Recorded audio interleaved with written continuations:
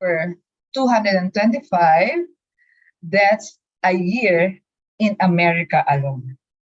Okay, imagine that. I mean, in the Western areas alone. So imagine how much more people are dying elsewhere. So the health solution to it through it all, and I hope that these quotes you're reading them as well because they are good quotes, and I cannot go into them really. There's a relatively simple solution to the health crisis, and that is by changing what we eat. We can prevent and even reverse many of our most chronic diseases. I remember going to Taiwan. There was a time we went to Taiwan, and they have this new start facility in the university, the Adventist University, where so many people, not just Adventists, are coming into to get their health care. And everything was plant-based. They were like a huge plantation of everything, and everything they made from scratch. They are not sourcing their food from outside, but they're growing it themselves so that it will be organic. And people who come there are people who are having cancer. Imagine that. And what is their solution? It is changing their diet and changing their lifestyle. Okay? It can reverse most of chronic diseases. And this is also coming into our country. I remember there's one place in our country in Tagaytay and one also in Pampanga where they're doing the same thing, but not as, the facility, because it was well thought of. The facility can house the people in there, and it's kind of expensive as if you will look at it, but if it can reverse, especially cancer, most people would want to take that risk. Unfortunately, we're surrounded by misinformation about health and nutrition. Okay? How and why? Most of the information in the public domain is shaped by powerful commercial organizations and lobby groups, such as those from the dairy, food, pharmaceutical industries, and all that you see. And these are commercials are the things that we see now every day in our lives. Even, while you're watching a video, something will pop up and it will tell you the same thing. After all, most consumers don't examine the sources of the technical details. We are going to the supermarket and looking at the different things. Oh, this does not have this, or this one has this chemical. And how many of us are doing that?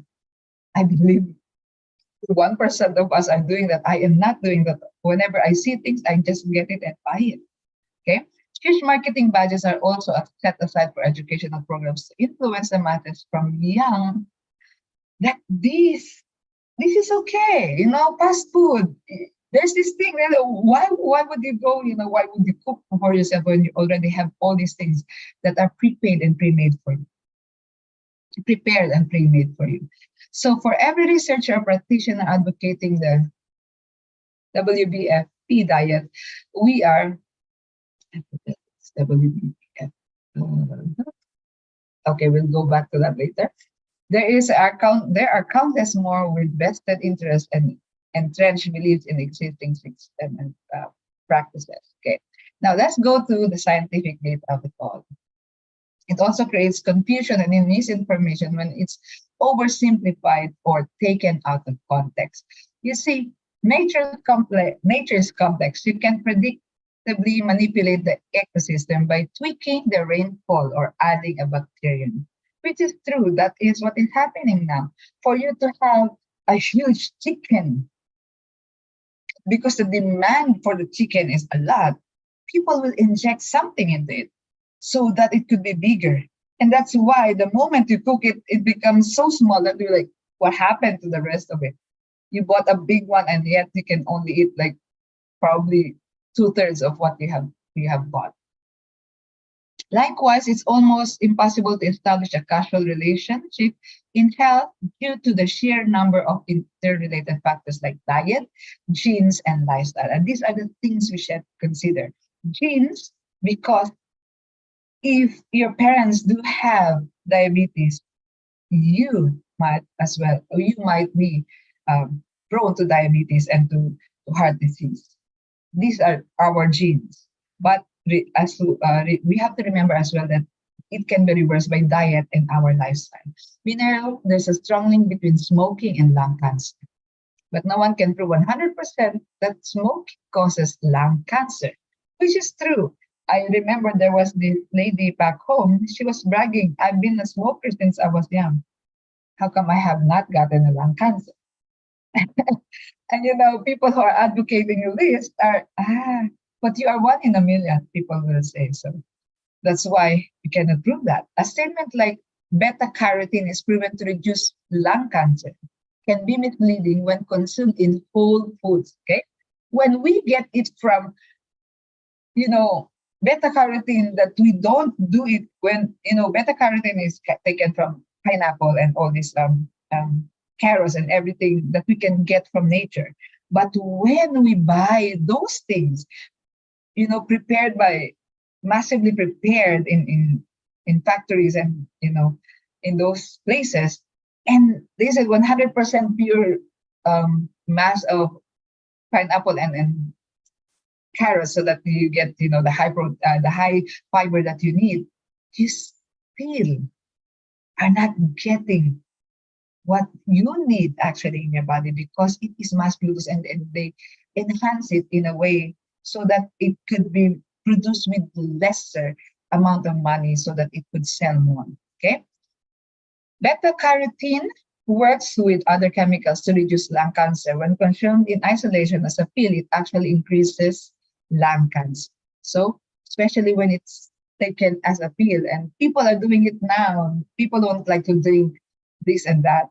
So they make it, okay, swallow this pill, then you're okay. That is a misinformation, because it will not help you at all. The key to health is to adopt a holistic, and this what we have been talking about in the Adventist, to make man whole, like as a whole, the social, mental, spiritual, and physical aspects of our life. And this now, 2005, 2016, they're just looking into it while we have it all throughout. And what have we been doing? Okay. The key insights in 3 parts are fundamental concept, disease affluence, and the guide to good nutrition. A lot of reading. Maybe we can have the second part of it. Fundamental concept and nutrition. Fundamental concept that we're looking at about nutrition and disease. The link between protein and cancer. Okay, and this is very interesting. Most people associate protein with meat and think that animals are the best source of protein. After studying for most of his life, Campbell found strong evidence to suggest the opposite. High levels of animal-based protein are associated with cancer and many diseases. So that is why our diet, as being advocated by Ellen G. White, strongly suggests we go for nuts instead of going for the red meat. Go to nuts, go to legumes, because they also have high protein. Protein is vital to our bodies. Most of the calories we consume from micronutrients, example, proteins, fats, and carbohydrates.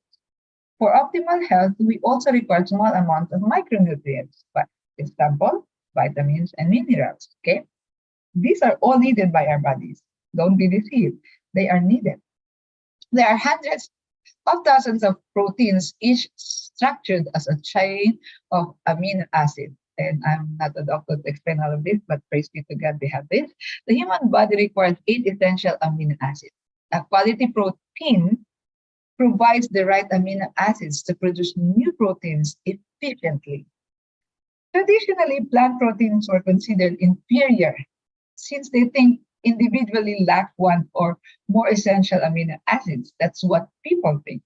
That's what the olden people think before all these studies has come to light.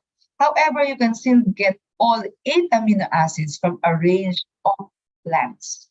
Okay, and probably we will be showing it later at the end when we go to the good diet. Okay, so let us continue on how cancer progresses. Okay, so there are 3 stages of cancer progression. One is the initiation. This is the process where chemicals called carcinogens are absorbed in the body and permanently change certain cells to create a potential for cancer. Okay, So the carcinogens, take note of that.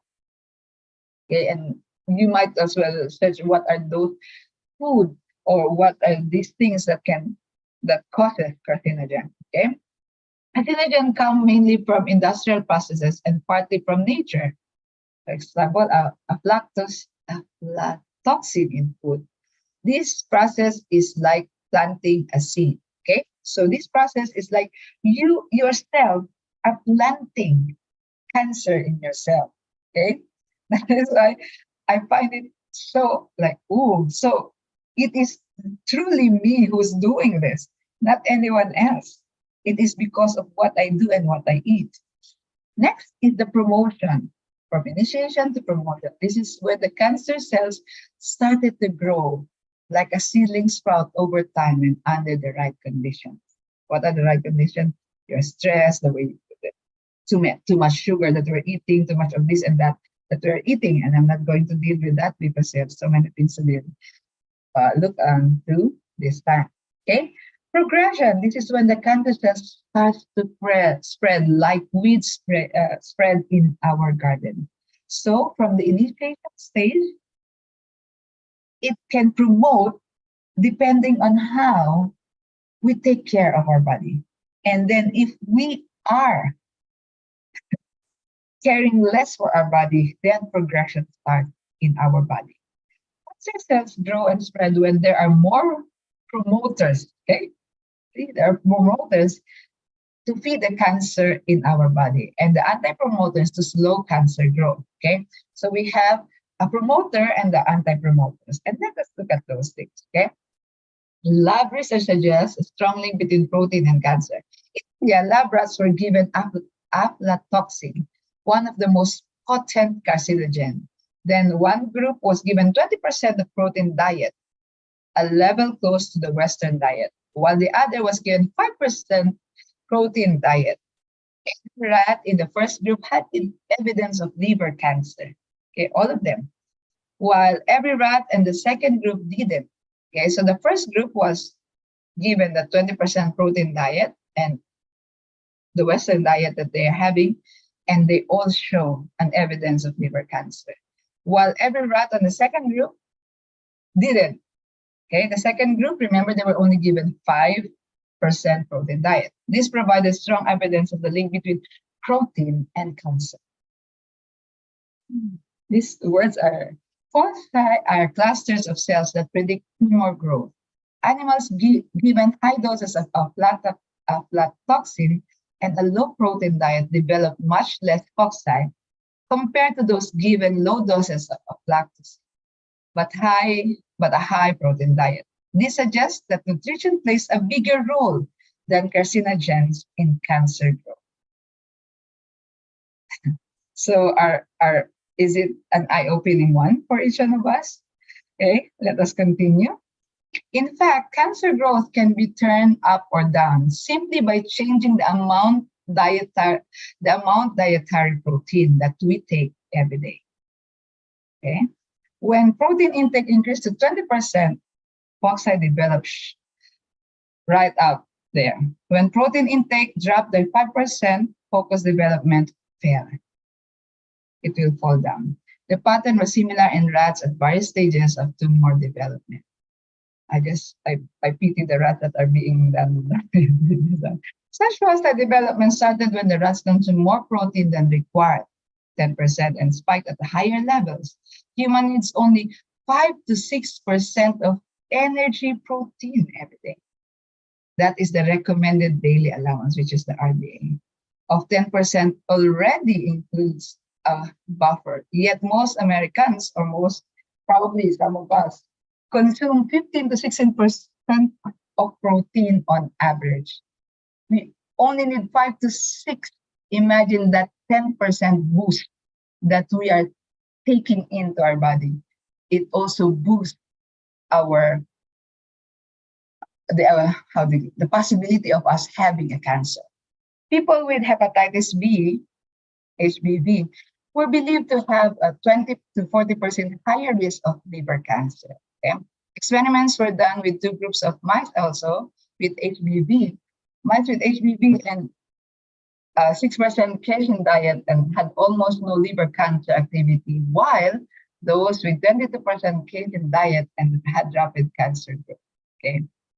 Mice without HPV had no liver cancer activity even with a 22% Cajun diet. So interestingly, and this is where our nutrition, our health message comes in. Interestingly, plant protein didn't promote cancer growth in the same way as animal protein, even when consumed at higher levels. I hope this will be an eye-opener for all of us. However, Keishin, I mean, I'm trying to become vegan, not for this, but for, for something else that had happened. But now, looking at all of this, I'm like, okay, I'll be vegan all throughout. However, casein, which makes up 87% of cow's milk protein, promoted cancer in both human and mice.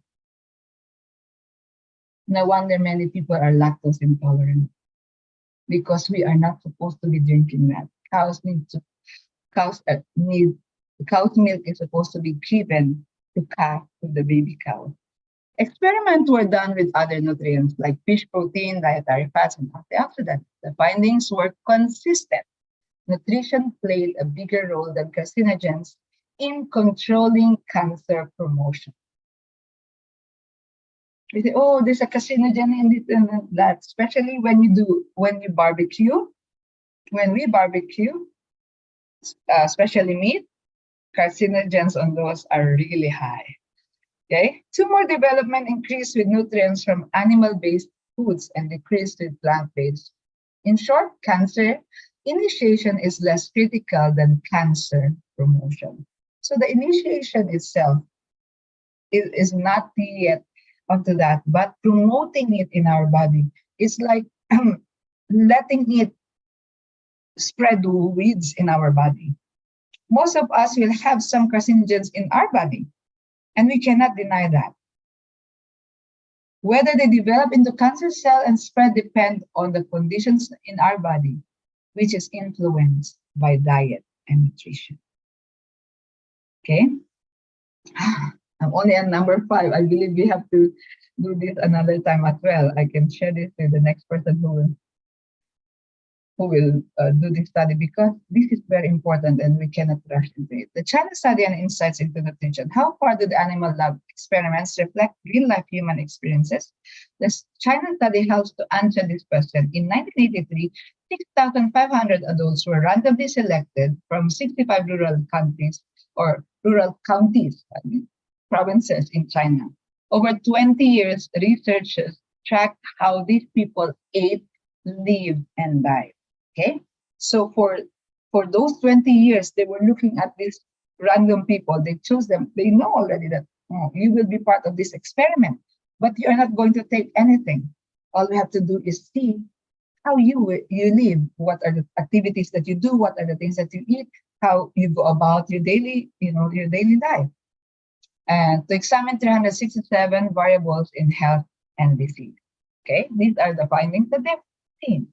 2 distinct groups of diseases were found across different areas. Okay, first is the disease of affluence, cancer, diabetes, coronary heart disease. These come from nutritional excess.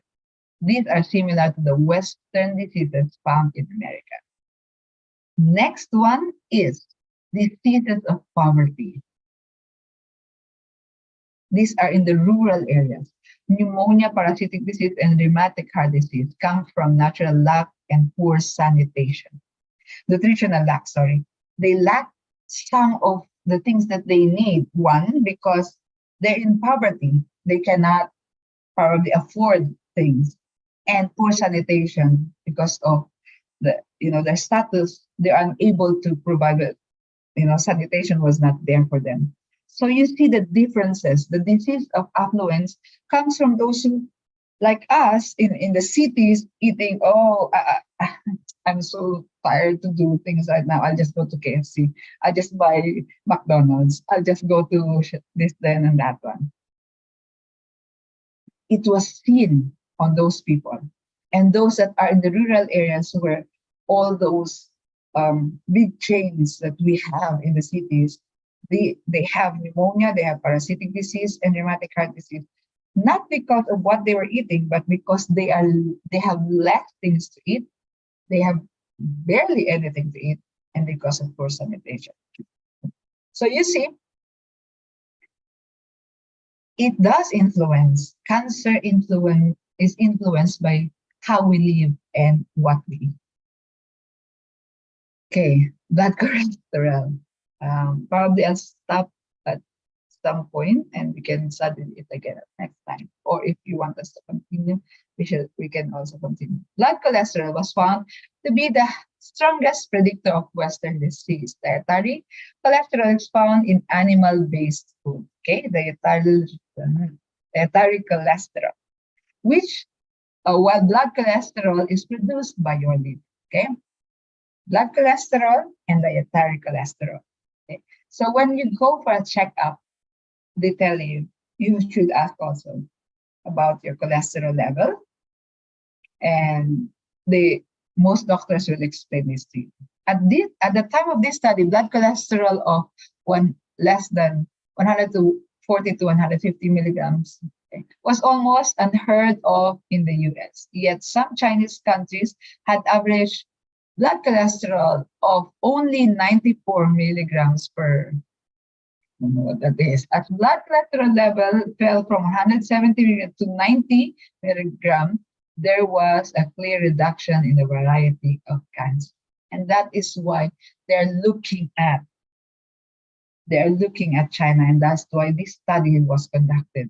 They've seen that how is it that in China there are so many, old people still living and are well, and they are not being wheeled, they are not bedridden, they are not, in their deathbed, even though they are raised. Here, people still dance on the street, they still have this, all these things, and they still go, and sometimes they even work at a very old age. And that is why they look into the Chinese people and how are they able to do this.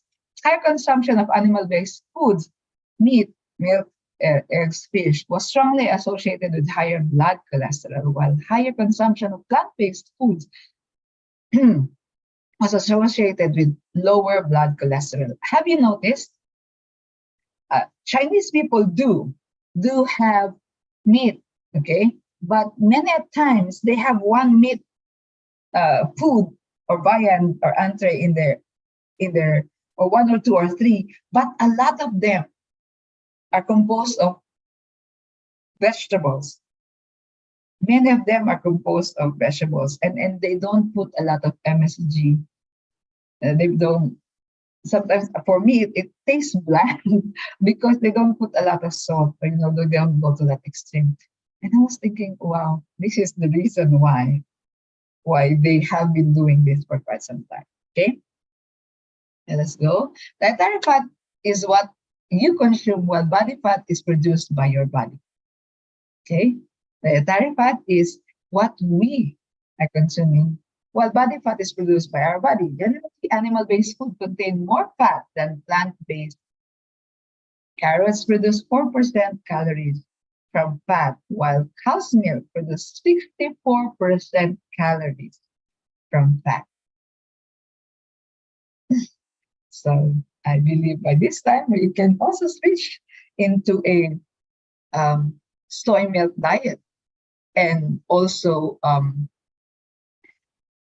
almond milk. There are so many other alternatives now that we can have aside from cow's milk. Previous studies found a correlation between breast cancer and exposure to female hormones.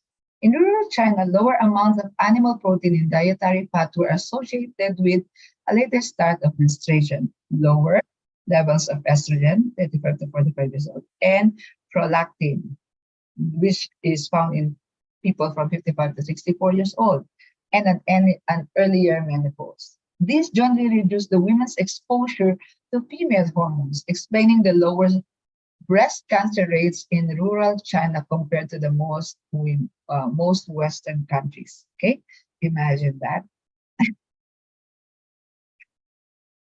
That's why my mother was insistent on us looking at this book because it is an eye opener. It's something that we can look into. Dietary fiber pulls water to the intestines to aid digestion. Okay, that's why we also we need fiber, we need fiber, we need fiber, which is true. Removes bad chemicals from the body and prevents constipation-related diseases. The fiber intake in rural China was about 3 times that in the US, and the high fiber consumption from plant-based food was linked with lower rates of colorectal cancer. Hmm. We don't only look at breast cancer or other types of cancer, but there are so many types of cancer that each of us can develop. And now it's looking into that. So the more fiber we intake, the lower rates of colorectal cancer we may get. And I remember this specifically because my dad was a meat and a fish eater. He was so much into the point wherein he almost had colorectal cancer. He couldn't digest so much. He was always having these stomach pains. And when they looked at it, the doctor told him, if you will not change your diet, we might cut a portion of your intestines because it's already bulging. It's already another stage that it might produce and it might turn into cancer. And so my dad now is so much into he changed totally his diet, everything. He changed it from that time, changed it into a different kind of diet. And praise be to God, he did not need to go undergo surgery, and his intestines does not need to be cut just because of changing his diet. Antioxidants are only found in plants. Okay, remember that they are not good. We need antioxidants in our body, and yet we cannot find it in meat. It can only be found in plants. They give fruits and vegetables their bright colors and protect the plants from stray electrons and free radicals during photosynthesis. Animals get the antioxidants by consuming plants, by consuming the grass, the leaves. So what antioxidant can we get from animals? They're the ones consuming it, and they're chewing it so that they can also have antioxidants because they also eat it. Okay, let's continue. Humans also produce small amounts of free radicals due to exposure to the sun or pollutants. Without protection by antioxidants, that's why people will say, oh, we need this for antioxidants, because we are exposed. We cannot deny the fact that we have air pollution. We cannot deny the fact that the layer of our ozone is already very thin, and going out without skin protection it damages us already. But without antioxidant, it gives further damage to our body. Our tissues may be damaged, leading to cataracts, cancer, hardening of arteries. And that is why many faint during a time of the heat stroke, because I can even say further, because we all know what is going to happen. That's why we ought to take care of ourselves. In the China study, vitamin C levels in the blood was used to assess antioxidant intake. Higher levels of vitamin C in the blood were associated with lower incidence of cancer. But mind you, we only have 1,000 milligrams of vitamin C that is recommended daily allowance. Okay? You don't say, oh, I will drink, if you have taken 1,000 milligrams of vitamin C today, even if you keep drinking more and more because you're not feeling well, your body just disposes them. So the recommended is 1,000, and that is what your body needs and consumes. The rest, you can do it for the next day. Okay. Carbohydrates or carb are one of the most misunderstood nutrients. We all know that, because when people are dieting, they say, oh, don't eat carbohydrates, this and that, this and that. We all know that. Okay. Types of carbs, and this is why we have to look into it. Natural carbs or carbohydrates from plants come as a bundle of simpler carbs that are easily digested. There's a simple carb and a complex carb. And where do we get the complex carb? Okay. These are dietary fiber that are not fully digested, and other vitamins and minerals. Okay. However, however, simple carbs found in soft drinks and cookies are refined carbs stripped of fiber, vitamins, and minerals. You see, you find cookies, oh, low carb, so that, for diet and everything. But mind you, they have already been processed. That's why the fiber in them that we get from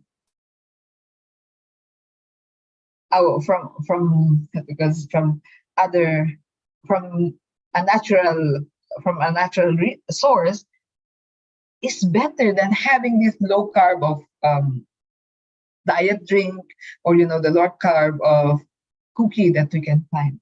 There is no substitute with the natural ones, brothers and sisters.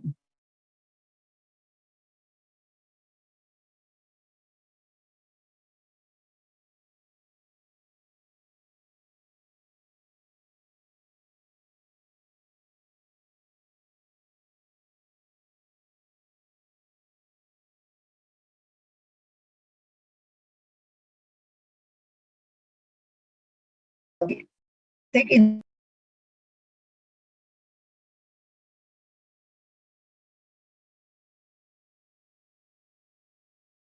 I'm so sorry, I didn't know I was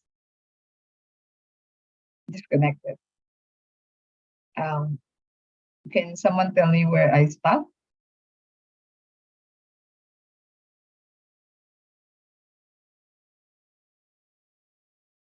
Which one, the last one you heard? Are we okay? Mariel, I think you stopped right there. Okay. So unlike refined carbs, natural carbs actually facilitate weight loss, as I was saying. That's why you can hear it. If you want to lose weight, do less carbs, less carbs, less carbs. A low-fat, low-protein diet with lots of complex carbs from plants increases metabolic rate, which helps us lose weight.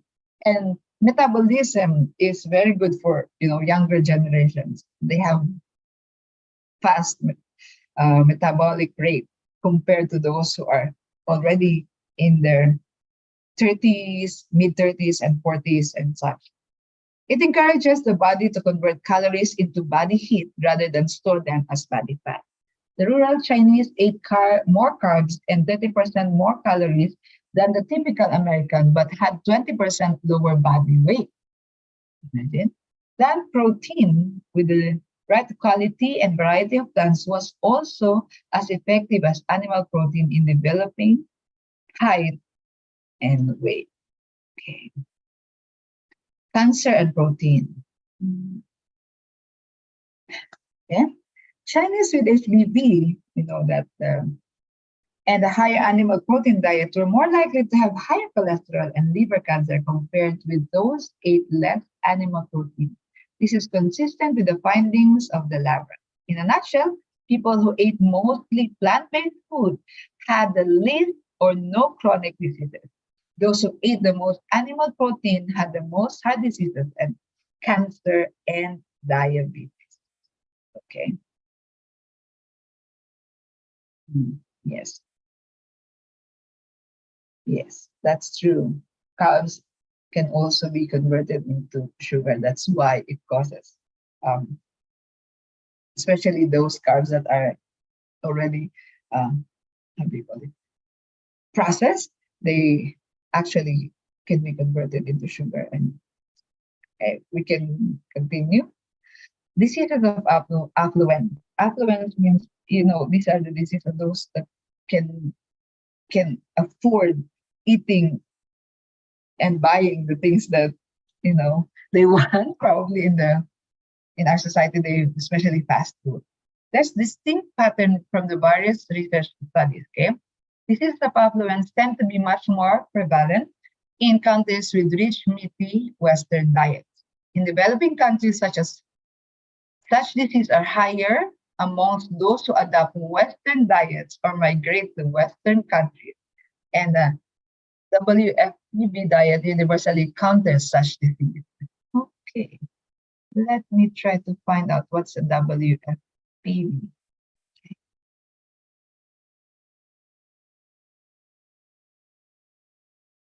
A whole food plant-based diet. Okay, that is what it means. WFPB means a whole food plant-based diet. Sorry, that. A whole food plant-based diet universally counters the disease. Okay, now let's go to heart disease, and probably this is the last one I'll be talking about. And I can share this. I'm only on the 8th.